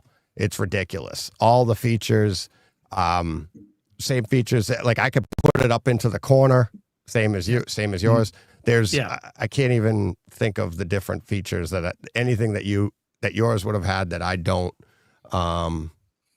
It's just really, really cool. Really cool. Yeah. Nice. Yeah. A lot of fun. And like you said, it's like, it's not a replacement for the theater, but you don't mind watching something on these. A new first run movie you've never seen before, I wouldn't recommend watching it this way. Watch it in your theater, but if you want to rewatch something, you would have a great experience with these and the AirPod Pros. Yeah, quite. But if you're on vacation and this has come out and you really want to see it and you can't wait till you get to your home theater, right, there you go. You're getting a really good experience. It's bananas. It's very Nelson cool. was asking, even in the text to me, he was asking a recommendation for headphones. I would definitely say the AirPod Pro 2s, or if you're going to search outside of an Apple product, if you have an iPhone, look for something that is compatible with spatial audio. So I have Bose earbuds. They're awesome. They're really good, real great sound cancellation, but they don't do They don't do the spatial audio from your iPhone. So you absolutely need that for this experience to be the full experience. Otherwise, you're just listening on regular headphones.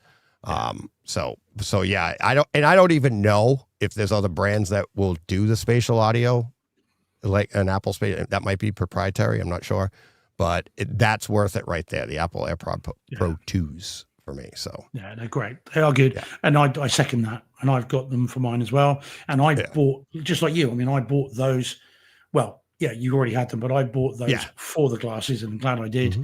And again, I upgraded my phone as well. It's very cool. Very definitely worth it on the go. And to give you an idea, even the AirPod Pro 2s, outside of these, I wear them when I'm mowing the lawn, and I'll listen to podcasts, and it drowns out the mower. Yeah, the Maxes are better. I have those as well. And like if I'm snow blowing and it's, in the wintertime, those have better sound cancellation, but a little hot to be mowing the lawn with those on. Yeah. It's a little bit much, but these never leave the house anymore. I mean, I used to take these with me walking to work from where I park the car. Now I don't. These literally are only used for this show. I never use them otherwise. They're literally on my desk and they just sit there one week to another. The AirPod Pro 2s have replaced all of that. Yeah. I bought those on Ara's recommendation because I was going to be traveling to like Cedia the first year. And he's like, if you wear I had the Pro 2s already, or I might have had the Pros at the time. And he's like, the problem with those, if they fall out on a plane, they fall under the seat or something. So I was like, good point. So I bought the Maxes, and they're definitely worth it. They're great. But you're right. You can't wear the Maxes and the earpieces for the glasses. Yeah. So I'm definitely not traveling with the Maxes now. Now I'm traveling with Pros and this little thing, and just sitting on a plane and being like, it's ridiculous how easy it. And again, like we said last week, you're not sitting there looking like you're wearing giant ski goggles in a space movie. Yeah, quite. Yeah, so, absolutely. Most people don't even give you a second look wearing them. No. You could literally walk down the road with them. No one even think twice. Yeah. Especially if you've got the wire down the back of your shirt. No one's even realizes they're not just normal glasses. Yeah, they're great. Very cool. They're great. But all right, that's it for this week's commercial. If only somebody would pay us. Yeah, that'd be great. Yeah. What is this one, Steve? This is one I watched this afternoon. Do we want to do that? Would you want to do the Statham one? Yes. Because we were talking about. Do you want to? I think you'll be glad you did. Where did I put that? Which one is that one? Not that one. I can tell you where you can stick it. I know. Did I not add it? You must have added it. Yeah, it's a poster. So there it is. Yeah, that's why. Yeah, sorry. Yeah, it's what I can find. Yeah, that's cool. That's cool. No, right. It's all good. Just warming up. Yep. Here we go. All right, are we ready? Get a drink of water so you're not parched. Yep, absolutely. Here we go. Nope. Here we don't go. Oh, here we go. Yeah. Okay. Right then. So, are you sitting comfortably, children? And I'll begin. Yeah. So this is A Working Man, not even The Working Man. A Working Man, which is a new movie starring Jason Statham, directed by David Ayer, co-written, by the way, by David Ayer and one Sylvester Stallone. So then this over here is on Amazon Prime. I don't think it is over there. I think it's Disc over there, or Kaleidescape. I don't think it's Amazon Prime. It's the same they did with The Beekeeper. So we had The Beekeeper on Prime here, but not on physical disc. You had it on physical disc over there, and I had to import that. So this is on Amazon Prime, as I say. Right. Okay. Now, The Beekeeper is a movie I really did rather like. Sorry, Deej, I know. But I did rather like it. And I have seen it 3 times now. And I rather like that film. For all its faults, it's a fun movie. This I feel a bit differently about. So this then is a movie where Jason Statham is a construction worker who has decided that to give up on his previous life. And of course, he used to be a Royal Marine. Yeah, of course he did. Of course. But now he just builds things. And wouldn't you know it, his boss's daughter gets kidnapped. And there's only one person that can save the day. And guess who that is? Sylvester Stallone. No, it is Jason Statham. Right, okay. Now, and that's it. There's your setup, right? He's an ex-Royal Marine. He's now a builder. And his boss's daughter gets kidnapped by ne'er-do-wells. And so off goes Jason Statham to save the day. There's the movie. And if I told you guys to write on the back of that, map out how this will resolve itself and what will happen, and both of you would be exactly right. Because this movie is absolutely the cinematic equivalent of beige, as I said to you before the show. All right. This is about as cliched, as hackneyed, as just give up, we're not even going to try, as just about any movie I think I've ever seen. And you know that right from even the title. Okay. We've had the contractor. We've had the beekeeper. We've had the accountant. We've had the commuter. They couldn't even be bothered to give his job a name. They've just called it working man. We're out of jobs. Yeah. And now, whilst I will admit, you hear people say no one ever sets out to make a bad movie, and I think that's right, and I think that's fair. Yeah. But I do think sometimes they care more about certain movies than others, and this is one of the ones that I think they thought, let's just chuck this out, and who cares? Because it is absolutely, as I said, as just hackneyed and cliched as anything. We've got a bit of Taken. We've got a bit of The Beekeeper. You've got a bit of Expendables. You've got a bit of Transporter. All of it's been thrown into a blender and just sort of homogenized and poured out and said, this will do. And this is also, and I take no pleasure in saying this because I am someone that quite likes Jason Statham as a person. And I know someone that knows him and his wife very well, and they speak very highly of him. And I'm sure he's an all right guy. And his filmography generally is pretty good. So I take no pleasure in saying this. He is starting to both look his age, and I'm sorry to say, oh no, you can see it on camera. How old do you reckon he is, by the way, fellas? I think he's... I'll be really surprised if you get this, because I got this completely wrong. But how old do you reckon he is? I want to say, I think he's younger than me. Well, 50? 53. Sorry, so John's 52. going with 50. What are you going with, Deej? 52, 53. 57.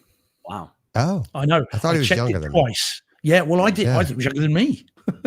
Yeah. No, I didn't think he was that young. 57. Well, very nice of you to say. That's mental age. Yeah, exactly. And you are mental. Well, I do my best. Have you met my camel? Yeah. So he is. He's 58 this year. Wow. So now this is the first time though that I think age is catching up with our Mr. Statham, because he has gone the Liam Neeson route. All right. Now, if you remember your Taken 2, all right, suddenly, whenever Liam Neeson was fighting, everything was chopped to pieces. It was cut and cut and cut. Right. Because he could no longer do the action beats. And in this, I'm sorry to say, Jason Statham has finally reached that point. So what you get is, and I challenge you to, anyone that does watch it, I challenge you to do it. Every strike, every punch, every kick has 3 cuts to it. Really? So you get throwing the punch, cut, bad guy recoiling from the punch, cut, and then cut back to Statham removing the fist or the leg. All right. 3 cuts every time, because he can no longer, throw the punch quick enough to make it believable, or throw the kick to make it believable. So it's just cut, cut, cut, cut, cut, cut, cut. And the fights, therefore, are kind of unintelligible. They're not very imaginative, and they're all over very quickly. So I'm sorry to say this is not a good film. It is very, very cliched, and this may be the beginning of the end of the action hero Statham years, I would say, personally. So not great. Now I watched it though on the X-Real glasses. So again, full disclosure, this was on Sunday. I was at the police stations to and from, and I had loads of time. Yep. And I thought, I'm going to watch it because it had cropped up and it's quite a new movie. Now, so this was in 1080p and in spatial audio, so 5.1 spatial audio. It does look very, very good on the glasses. So you can see the cracks starting to show on Jason Statham's face. Ooh. The details very good. The black levels look really good. There is definitely some contrast between light and dark. There's lots of neon and all this kind of stuff. And the bad guys' layers that make no sense whatsoever. There's a drug dealer that sits on a throne of skulls. Why? in a kind of dive bar. You're like, but why? And they just never go into that.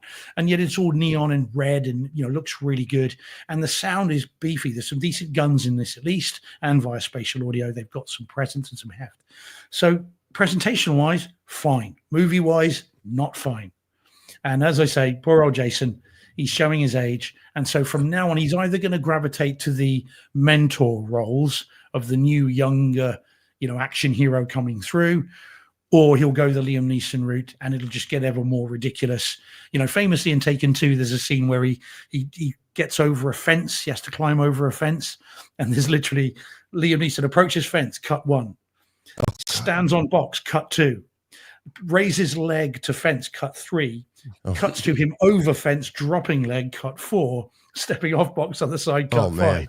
Moving leg, cut 6, and that's what this is. This is how he's going now. So Far he's either cry from his that. human flag days. Yes, remember when he did that? He could. That's no easy feat. For a 58-year-old, it ain't happening. Not without off to a hospital afterwards. So it's a shame. Like I said, I take no pleasure in it, but this is the first time I think I've seen that he's getting older, and it's the very first time I felt the need after having watched it to work out how old he is. And I did check it twice. That's from 2 different sources that his age is correct. 57, 58 this year. So there we go. Not recommended, this one, guys. All right. Save me a few bucks in a couple hours. So I saw you watch it, and I was like, maybe I can sneak it in. I'm like, no, I couldn't. I barely had time to sneak anything in. I wasn't gonna waste my time. Like, unless I even asked you before the show, I'm like, should? And you're like, don't buy it. No, I mean, like I said, I bought the Beekeeper and I imported it, and I'm glad I did. But this one, no. Oof. Same director as David Ayer. He knows how to make a film, but this one, not so good. Well, that's all right. That's what we're here for. Public service announcement. John, were you a fan of A Knight's Tale? Love it. Just dropped 4K, Dolby Vision, and Atmos on Kaleidescape. Yeah, the disc has been on pre-order on Amazon for a while. Yeah.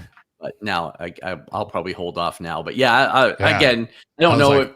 Is that a guilty pleasure movie? I don't know. I don't know. I love that movie. Yeah, exactly. It's probably stock went up when Heath Ledger died. It's a bit guilty pleasure, probably, but I do like it. I almost pulled the trigger on it right now. I was like, I'll wait. I'm like, I don't know if it'll still be there for sale. Well, that's true. Yeah, it's not going to sell out. $15. Oh, geez, that's not bad. No. Is it an upgrade? No, I don't own it yet. I don't own it. 4K. Because the disc is like $40. It's not. It's a steelbook, John. Yeah, it's a steelbook. Mm-hmm. But even a regular is probably 30. Yeah, $15 on Kaleidescape. Yeah. Good. See, I spent more than that on a 4K disc this week. I did a John this week, guys. I did a John. Yeah, I did. I did. You got 3? A 3-fer? Look at you. Nice. You got it, huh? I had to get it on eBay, but I did, and I paid fairly over the odds. Yeah. I gave up waiting. Oh. Glad I did, though. John, you ready for this one? Sure.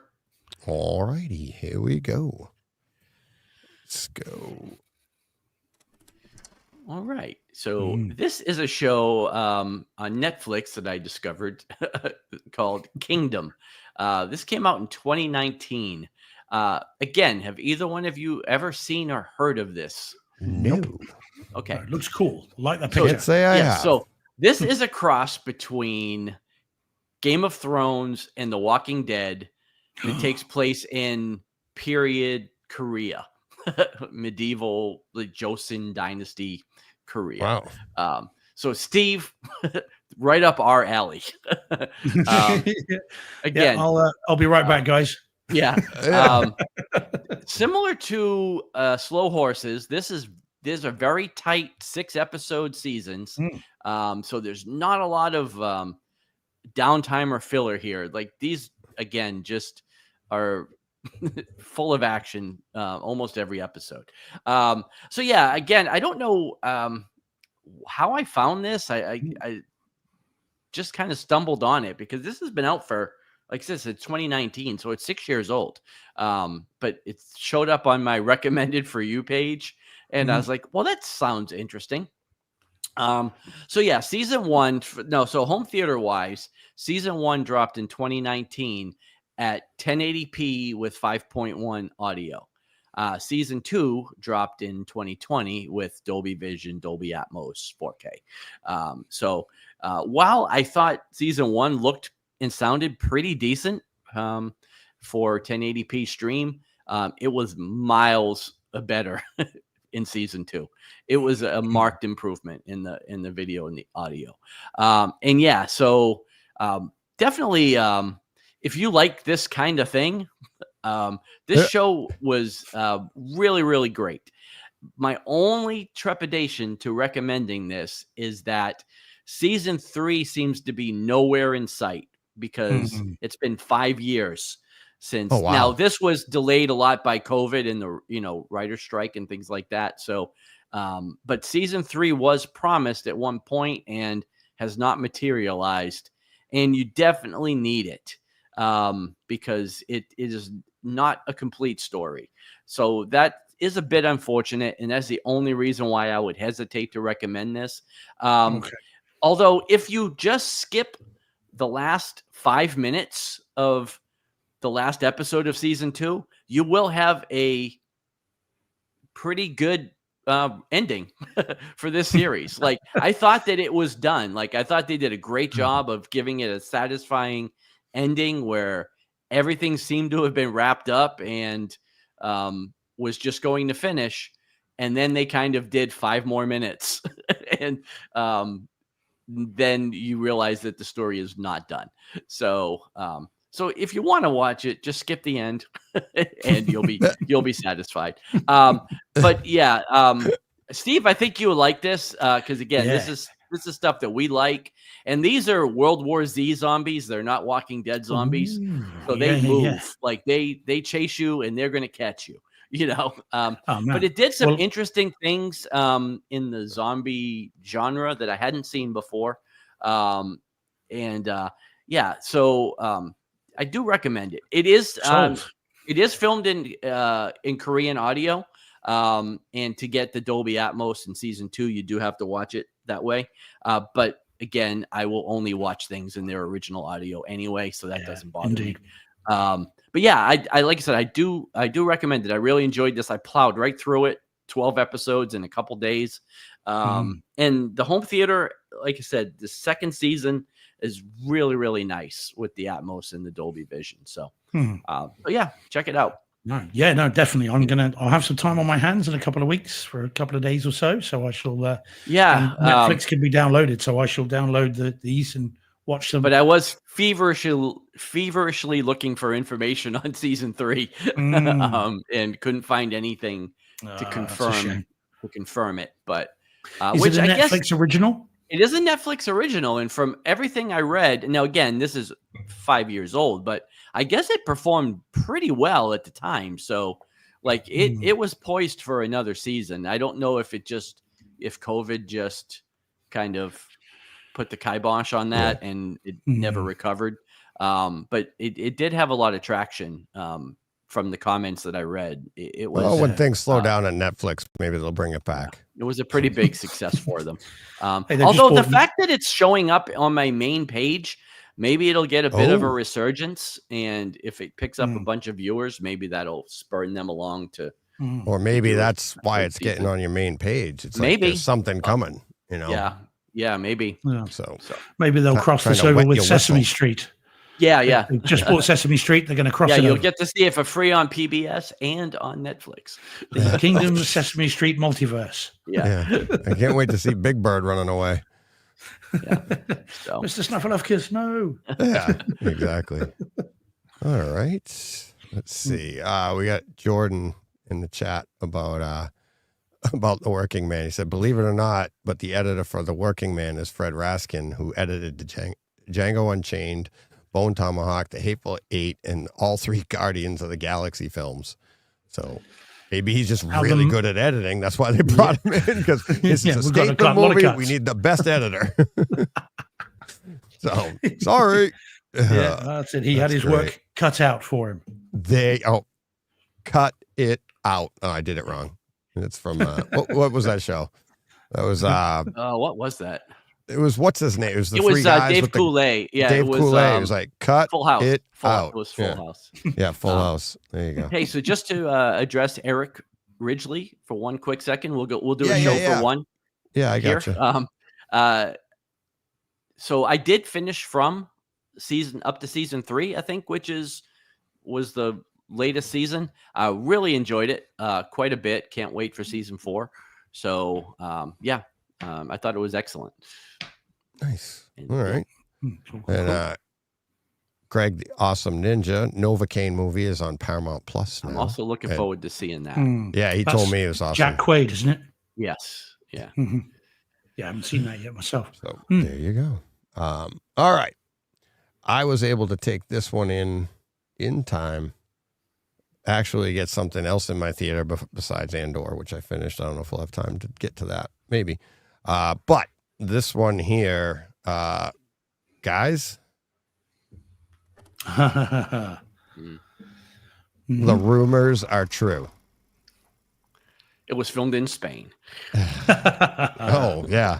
I don't know where we're talking. I don't know where it was filmed, but it is devastatingly good. All right. For a home theater experience. The movie itself, I'm talking Warfare, which is a new movie from this year, A24 film, Dolby Vision, Dolby Atmos, all the bells and whistles, and it shows it off big time. Picture wise, there's hazy scenes, there's bright scenes, there's dark scenes, and it brings it all out. And the contrast between the scenes themselves, from inside buildings to bright days to night shots to overhead, like you're in the plane looking down, because you get the full effect of this mission, of everything. They show you in first person view of what they're looking down at, and not only that, well, I'll get to the audio. It is just stunning. There are just so many different scenes that the HDR will show off, because you're jumping from scene to scene, and the brightness in the dark scenes and the darkness in the bright scenes. And you come out, when you come out of a house on a sunny day and your eyes go, you're doing that in this. They're jumping up, they're coming outside and you're like, oh my God, the scene's bright. It's amazing. Okay. Let's talk audio. All I have to say is the entire time I was watching this movie, this is the Saving Private Ryan version of Gravity. The Atmos on this is that level. It might be the next movie we go, Gravity and Warfare. It is stunningly good. And there is a demo scene in here. If anybody's heard of it, I didn't timestamp it or anything like that. I'll just give you the title of it. Show of Force. I've never experienced this in my theater before. When you get to this scene in the movie, you'll just be like, you'll hear it coming and you'll go, oh boy. And the visuals on your screen are awesome, but then the sound coming into your room is unbelievable. Steve, you're itching here. What have you heard, buddy? No. I've heard it. It's all what I've heard. You're talking about fast movers, aren't you? No, show of force. Is this I'm talking what they call for show of force. Yeah, yes. I've seen some bits, and so that's what I'm thinking. It is. I've heard. Awesome. It is awesome. It is awesome. There's only one scene I could compare it to that I would. I just don't want to give it away, but when you get to it, it's a demo scene unto itself. The opening scene, the opening scene is a push play demo for the bass, but don't have kids in the room. Did you see it, Steve? Yeah, I've seen the opening on a screen. Yes, exactly. And it's like, it's not obscene, but it's funny. It's great opening. And it's a great way it brings you into this, but then the movie goes south from there. It is gross. It is descriptive. It is everything you're seeing. It's just real. It's as real as can be. Isn't it? Yeah. At about the 50-minute mark, I'll tell you this timestamp I did is you have radio calls going because they're like, these people they're talking to multiple people. I want to say it's 3 or 4 radio calls and they're placed across the front of the stage and they're going back and forth at each other. And it's like, I was literally turning my head, like trying to figure out it's nothing on the screen. It's the radio calls in their heads and it's going back and forth. gunshots at the front of the room, real, all the different weapons that are being used. If you're inside the building and they're firing, the bass is just, I mean, it's compressing on you. You're like, boom, boom, boom, boom, boom. If you go outside the building, it's not as boomy. It's like more real. It's realistic in both places. But what was really cool is there's one scene where they're firing from the front of the room at somebody behind them, and you're hearing the bang, bang, like the gunshot. You're seeing the muzzle flare at the front of the room, but you're hearing it hit the wall behind you. You're hearing that, and it's like it's like the bullets are going right by you. It is absolutely amazing. Never mind, there are a ton of scenes. Most of the movie is quiet at times. Like you hear breezes. There's one scene, remember Tenet, where they go opposite sides. This is they come down the same side, but the SEALs are coming down the road, in formation, but on opposite sides of the road. But you hear them coming before you see them. And they're going down the sidewalks. The camera is going down the middle of the road. And then as they come through, now you're seeing some at the front of your room, but the line's so long, you're hearing more at the back of your room. And it goes right down like that. The perspective right down the screen. The sound goes right down your room. I'm telling you, the discreetness, there's obviously Saving Private Ryan scenes in this that are loud, but there's a ton of gravity level scenes. I want to say better than gravity level. Because this is like real stuff on Earth that you're like, in Gravity, it was like, oh, we have Ed Harris over here. We have this over there. It was nice. And it is an amazing scene, amazing movie. But here you hear mosquitoes or you'll hear breezes, but then somebody's talking over here or this there. Oh, there's somebody on the ceiling. We got to get up there. It's unreal. And the bass, not over the top like Lucy. It's accurate. It's deep. It's penetrating. It's just absolutely home theater. Potentially right now it's my home theater of the year. And I'm, I haven't seen F1 yet. That's going to be a blast. I don't know how good that mix is going to be for sound and everything, but this right now is like, home theater of the year. I can't wait to get hold of it. Can't stunning. Wait. Yeah. And I don't think I'm overselling it. That's what's scary. Well, this is one of those where I've had a screener for a number of weeks and watched the opening and thought, no, do you know what? Fine. No, I'm going to wait. I will wait. And Jordan's saying that it may well be that there's no physical release in the UK. Fine. I'll be importing it from the US. Not a problem. I think it's out quite soon, actually, over there. So as soon as it's out, I'll import it. I can't wait. Yeah, I can't wait. Beth chiming in. Full house. Oh, Beth's playing poker, is she? Yeah, exactly. Either that or she's talking about the count in the chat. Oh, that's nice for her to notice. So, but yeah, that's it.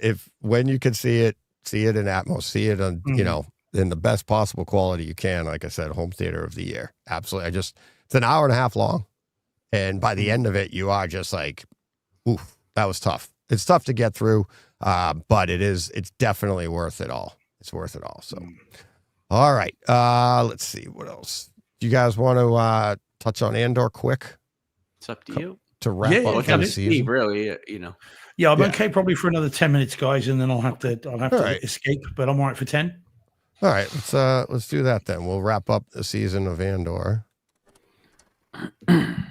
Season 2, Andor. Last season, apparently. Who knows? What do we know? I don't know. There can't be another one.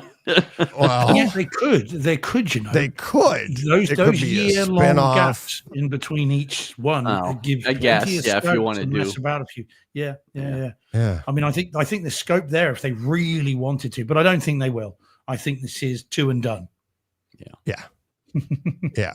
What did you guys think of the wrap-up? I thought it was phenomenal. I really, like I said, this really came on for me with the last 6 episodes. I was a bit lukewarm on the first 6. I thought this was great. Like I really, really enjoyed it. Clea coming in on the last episode as like this unsung character that saves the day, I guess. But I was hoping for a little more closer to Rogue One. As far as what? Well, he's literally on his way to. I mean it's closer. It's like Rogue One is like episode 13 of Andor season 2. I wanted a glimpse of it though. Like I wanted, like, because you know how they open Rogue One, and it's like he's on the streets. Well, right, but it literally he's says on his in way the end of the episode. No, I know. I'm on my way to such and such ring or whatever, and then Rogue One starts there. Like no, I know. Right, so yeah. There was nothing else. Like no, I know. I just I literally wanted to see him on the streets. I'm not disappointed. I love the show. I just have him on the streets, and then you cut, and it's like here you go right in. It's like him going right into Rogue One. I thought that would have been cool. That's all. Okay. Oh, but I thought it was about as close as you could get. They have him putting on the clothes from Rogue One. Right. They have him getting on the ship, and as John says, I'm just going there now to pick up some power converters. Right, and then he's there. Yeah, right. And he's like, there he is. And now we know exactly how he got there. I was kind of hoping we saw some, again, not to give too many spoilers, but I guess anybody that really cares has seen it. I thought we might get Galen Erso in this last couple of episodes. I mean, we talked about him. His name came up for sure. Oh, yeah. But I thought we might see a little bit of that story play out in the last couple of episodes, and I was kind of hoping for that. But not too disappointed by what we didn't get. Yeah, I mean they mention him a lot, don't they? They did talk about him a lot, but yeah. I mean they never talk about Jin, but they certainly talk about Galen. But there was some opportunity to kind of introduce those characters into the show. I thought, but again, that's just asking for more, right? Just screaming for more. We already got a great series. So I thought it wrapped up pretty much perfectly. And again, I'm the person that's been the most lukewarm on Andor all through, but I think that by the time we get to those last 3, I was like finished ones. I have to clear the schedule to watch the next one, and I've got to clear the check. I've got to see the next one. I need to, and that's the first time with this that I've been. This is now appointment viewing. I have to see where this goes next, and I like the way they wrapped up Deirdre's story. I thought that was really well done. I liked the way Pendergast, whatever he was.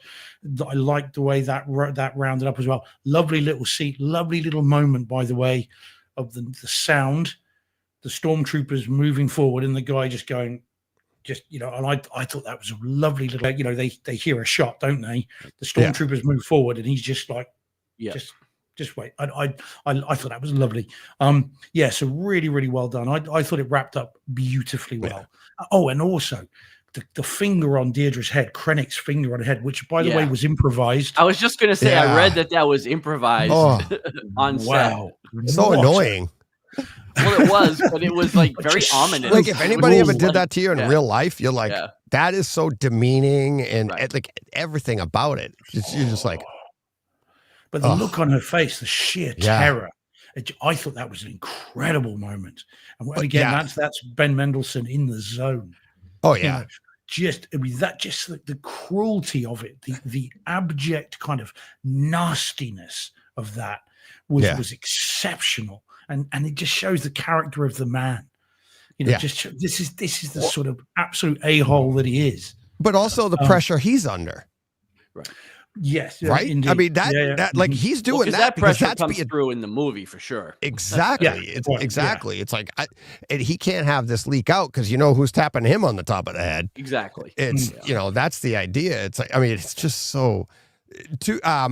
But Cassian, like how ruthless they made him throughout this series, in that like he'll do anything, for the rebellion. Right. And it's like, or that he's told to do for the rebellion. And like when he was saving, what's her name? Moth. Mothma. Yeah. He doesn't think twice. He's like blowing everybody away. That just brings such a different context to when he could have killed Galen. Remember, he had him sniping him. He had him. And that's what he was told to do. So that inner conflict that he had because of Jyn in that movie. It's like he's listening to her, which I also think is funny going back and watching Rogue One. It's like he's pretending like he doesn't know anything about all this. He knows more than anybody in the movie. Right. He's uncovered most of this, and it's all coming to fruition for him. I think the reason no Jyn is because she was unknown by both sides. But Rogue One is them sending someone to find her, isn't it? Find her. Yeah, because we've got the start of the pilot. He's what kicks it off, doesn't he? Right. He's the one who they're going to find, and then they quickly realize. So they know Galen Erso's involved, right? And then so it's both pilot, find him, and find Jyn, right? So she's never mentioned in this. So that is a slight. Yeah. The Empire doesn't know the Empire doesn't know they just know there's a child. When she got away, there's find the child. They don't know if it's a male, female. I think Krennic knew. Krennic knew about the wife. Find the child. He says it in Rogue One, doesn't he? Right at the beginning. But he doesn't know if it's a son or daughter. I don't think he knows either one. If I remember right. The daughter? Doesn't he mention it? I mean, doesn't Jyn Galen was say his with daughter? him before he left the Empire. The family was with him. Oh, I don't know about Galen that. and the wife and Jyn Krennic were only with him mentions the wife, though, doesn't he? Krennic only mentions the wife, and they thought she was dead, and she came back from. But there's a flashback scene to where she's young, and when he was still working for the Empire.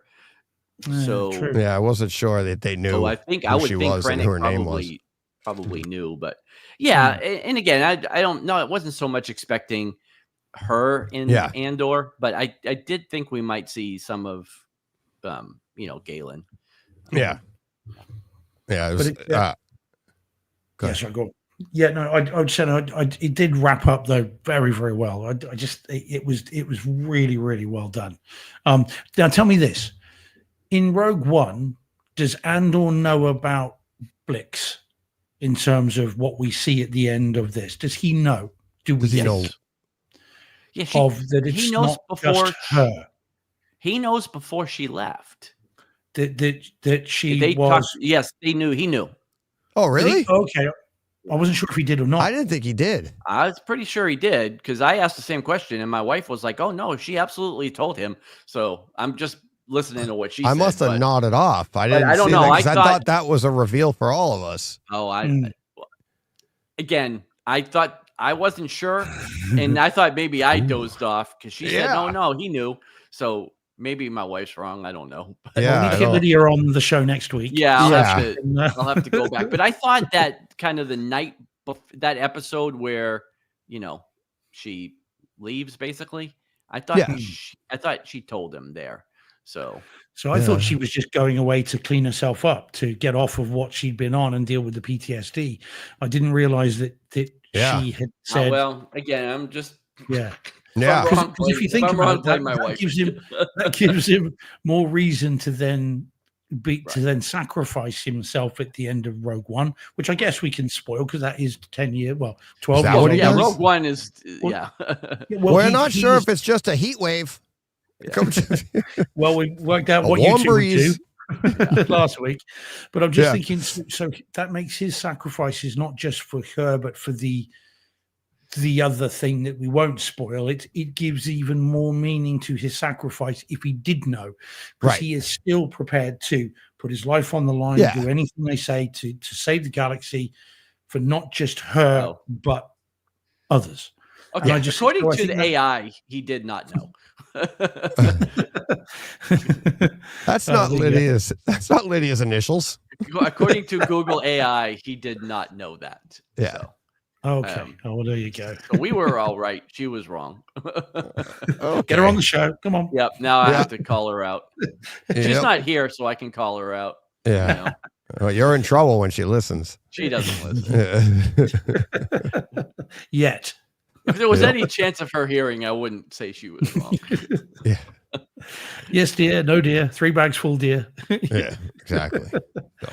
But yeah, no, it was good. Very, very good. They definitely stuck the landing, I think. I really did enjoy it. And again, and I say that as someone who didn't particularly like Rogue One, didn't particularly like season 1. And, I was definitely more on board by the end of this, for sure. I loved Rogue One from the beginning, and this just brings more context to it. And it's, as Jordan's saying in the chat, like one of his personal, might be his personal favorite Star Wars series. It is that good. It is that good. I think I liked, for me so far, I think I liked Obi-Wan better. I like that single season of Obi-Wan, and just how much fun that was, and what we were expecting beforehand, and how they kind of rope-a-doped us. And it was like, I thought that season was a lot of fun. Yeah. You didn't kill Anakin. I did. Yeah. That's a great line. So good. So good. So, but all right. That's it for another week. How was that? Good. Very good. Very good. Yeah. And I'll answer your question as to what film that was that you showed me the picture of next week. Oh, the one you said, what is this? So yeah, well, I'll talk to you about that next week. Okay. All righty then. All right. Thanks everybody. Thanks for watching, listening, participating, and thanks to all the patrons out there. Thanks to all the support. Actually, we did pick up another patron last week, and let me see. All right, please hold. I just remembered this. I should check right now too. Here we go.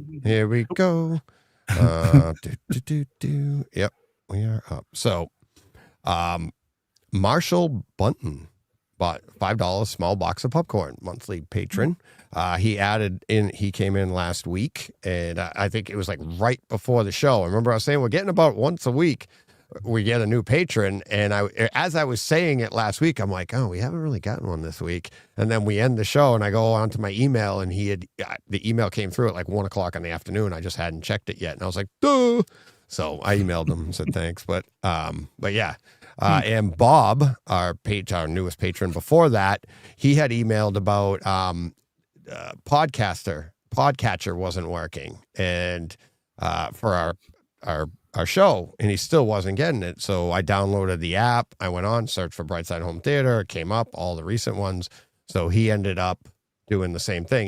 He deleted our show and then re-downloaded it, and he got everything. Up until then, he was stuck at March 7th. So I guess, if you're hearing this, you're getting the show. So I don't know. Sounds funny to give the advice. Yeah. It's like 2037. Yeah, exactly. It's like, if you're hearing this is how to hear our show. It's kind of dumb, right? We're all virtual now. Yeah. And we've just got our heads in a bowl. Yeah. Bob did ask, where is there, like, are we on Discord? Is there any place where our community, like this community chats? And no, there isn't, other than here on the YouTube channel, people chat in the room, live at 5 p.m. Eastern time. Chat. And there is a Patreon chat as well that people are chatting in there, but I am not active in any of them right now. Years ago, we tried, I think there might be a Brightside chat. Somebody started for us, so you might find it there, but I don't know if people are I'm not on it. I didn't have the time to get to Discord and get all that. So, but yeah, just, you can email me questions, and we'll hopefully I'll get it on the show someday. But yeah. All right. So newest patron, Marshall, thank you very much. And if everybody did like Marshall, Bob, Dan, John, Paul, there we go. Bill, Kevin, Marcus, Stefan. I don't know what that one is. Greg, Stephen, Richard, Martin, Kay, MB, Jack, Vince, Tracy, Steve, Joseph, Tyler, Dom, Francis, Don, Mia, David, Paul, Jay. We're going through the Beatles again. Garinder, Mike, Brent, Mr. That's all it is, Mr.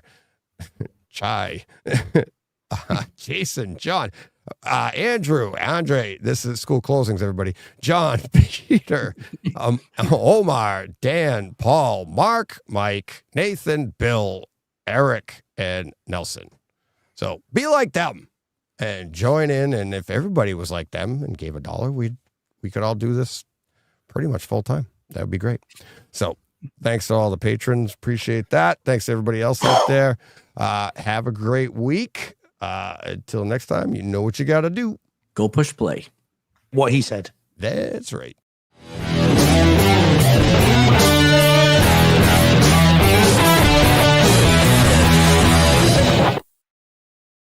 Hey, Fred.